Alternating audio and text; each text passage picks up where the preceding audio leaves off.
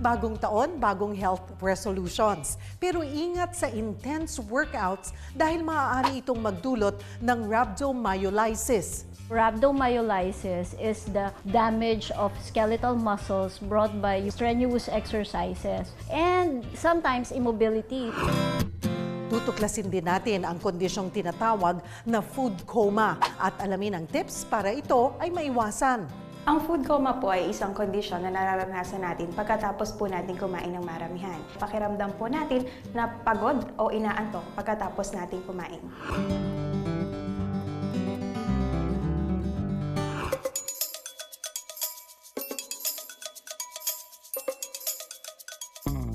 Magandang umaga mga kapatid. Ako si Charlene Cantos, isang dietitian mula sa The Medical City. At ngayon po ay pag-uusapan natin ang tungkol sa food coma. Ang food coma po ay isang kondisyon na nararanasan natin pagkatapos po natin kumain ng maramihan. Ito po ay tinatawag din na postprandial somnolence. Postprandial, ibig sabihin po ay pagkatapos kumain at somnolence naman ay ang pakiramdam po natin na pagod o inaantok. Ang food coma ay epekto ng sobrang pagkain. Sa ngayon, wala pang matibay na ebidensya na makakapagpaliwanag kung bakit tayo nakakaranas nito. Pero iisa lamang ang sintomas na mararamdaman natin. Ito ay ang pakiramdam na pagod o inaantok o pakiramdam na bloated. Nakakaramdam tayo ng pagkapagod matapos kumain ng maramihan dahil na rin sa pagkakaroon ng mataas na level ng serotonin na siyang nagre-regulate ng ating mood at sleep cycles. Ang serotonin ay dulot ng pagkain na mayroong tryptophan. Ang ilan sa mga pagkain na mataas sa tryptophan ay ang pagkain mayayaman sa protina gaya ng karne, isda, itlog at gatas. Ang pagkain rin ng mataas na carbohydrate ay tumutulong upang maabsorb ng katawan ang tryptophan. Dahil dito, ang pagkonsumo ng mga pagkain na mataas sa protina at carbohydrates ay maaaring dahilan kung bakit tayo nakakaramdam ng pagkaantok o pagod kapag katapos nating kumain ng maramihan. Ang food coma po ay hindi isang seryosong kondisyon, ngunit ito ay hindi komportable sa pakiramdam. Ito po ay maiiwasan kung tayo po ay maghihinay-hinay sa ating mga kinakain. Ang madalas na pagkonsumo ng mga maraming pagkain na matataas sa mantika, asukal at asin ay maaaring magdulot ng tinatawag natin na lifestyle diseases tulad ng diabetes at hypertension.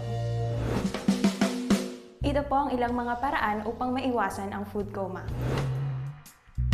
Una, don't skip meals. Huwag po tayong magpapalipas ng gutom dahil ito po ay magdudulot ng pagkain natin ng sobra sa kailangan ng katawan. Pangalawa po, eat smaller portions. Kumuha lamang po tayo ng pagkain na sapat at kaya nating ubusin. Pangatlo po, eat slowly. Huwag po tayong magmadali kapag kumakain. Ang ideal na oras po ng pagkain natin ay kalahating oras. Ito po ay sapat na oras para matulungan natin ang ating katawan na magbigay ng signal sa ating utak na tayo ay busog na. Pang-apat, eat a balanced meal and stay hydrated. Mainam po na kalahati ng ating pinggan ay gulay at 1/4 lamang ang ating ulam at kanin. Ang pag-inom din po ng sapat na tubig ay makakatulong sa pagkontrol ng dami ng ating pagkain. Panglima, get enough sleep. Mas makakaranas po tayo ng pagkapagod o antok kapag kulang ang ating tulog. Kaya ugaliin po natin na mayroon tayong sapat na oras ng pagtulog araw-araw. Pang-anim, be active. Huwag po tayong hihiga pagkatapos kumain kasi maaari po tayong makaranas ng pagsakit ng tiyan. Makakatulong po sa ating katawan na iproseso ang ating mga kinain kung tayo po ay maglalakad-lakad o gagalaw kapag katapos nating kumain. Ang food coma po ay maiiwasan. May okasyon man po o wala, ugaliin po natin maging mapili at maingat sa ating mga kinakain. Piliin po natin ang mga pagkain na masusustansya at limitahan ang pagkain na matataba, maaalat at matatamis. Muli po, ako po si Charlene Cantos mula sa The Medical City, ang inyong kaagapay sa kalusugan.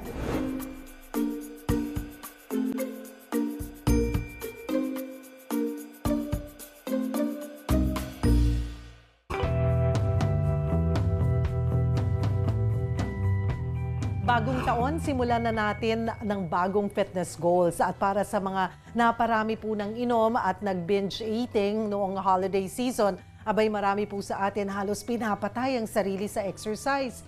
Pero hinay-hinay lang mga kapatida sa pag-e-exercise dahil isa po sa pwede ninyong sapitin ay ang kondisyon na kung tawagin ay rhabdomyolysis o pagkasira ng mga kalamnan na maaaring isa sa mga dahilan ay ang overexhaustion sa workouts. Sabay-sabay nating palawakin ang ating kaalaman ukol sa health issue na yan sa tulong po ni Dr. Arlene Lamban, isa po siyang nephrologist mula sa Makati Medical Center. Magandang tanghali sa iyo, Doc, and Happy New Year! Hello, Cheryl. Happy New Year. Doc, ano po ang rhabdomyolysis? So, rhabdomyolysis is the damage of skeletal muscles brought by yung nagkaroon ng injury yung ating skeletal muscles. And the most common cause of that is strenuous exercises and sometimes immobility. Paano nangyayari, Doc? Ano nangyayari sa loob ng katawan para mag-develop o magkaroon ng rhabdomyolysis? So, maaring merong tinatawag na crush injury or merong compression or immobilization ng matagal. For example, yung mga nalasing nating kababayan, matagal silang natulog at na isang pwesto lang, nagkakaroon ng compression. So, the muscles will incur an injury and they will release toxins. Itong toxins na to are worrisome kasi it can cause damage to the kidneys. In fact, 10 to 40% kailangan ng dialysis just to clean the blood. Dahil nga yung mga toxins coming from this damaged muscles can cause yung nga kidney failure. Doon naman po sa pag-exercise, paano nangyayari ang rhabdomyolysis? So yung mga all of a sudden heavy exercises, wala man lamang yung mga parang warm-up. So nabibigla yung ating muscles, nagkakaroon ng injury, and then nagre-release sila ng toxins. Yun nga, toxic to the kidneys. At ang mga nakakatakot is, lalo na yung very bulky talaga, very muscular. If those particular muscle parts ang naapektuhan, then mas maraming muscles ang magre-release ng toxins. Bigla ba yung nangyayari, Doc? Or parang pagsunod-sunod or laging ganun yung klase ng exercise? It can. Kasi number one, yung symptom is muscle pain and muscle weakness. Pero we have to remember na merong times na walang nararamdaman yung patient. So we really have to keep that in mind na baka yung biglang pag-ihi ng dugo at nakitang colored ang urine niya, baka meron siyang rhabdomyolysis. Usually, kaya gusto natin pag-usapan ngayong beginning of the year because nga sa sobrang partying, eating, ang gusto mo naman, pagurin yung sarili mo sa pag-exercise para makabawi. Exactly. So, you have to prepare yourself. You have to drink plenty of fluids, of water before exercising. Yun nga, mag-warm up ka muna, hindi yung go straight ahead.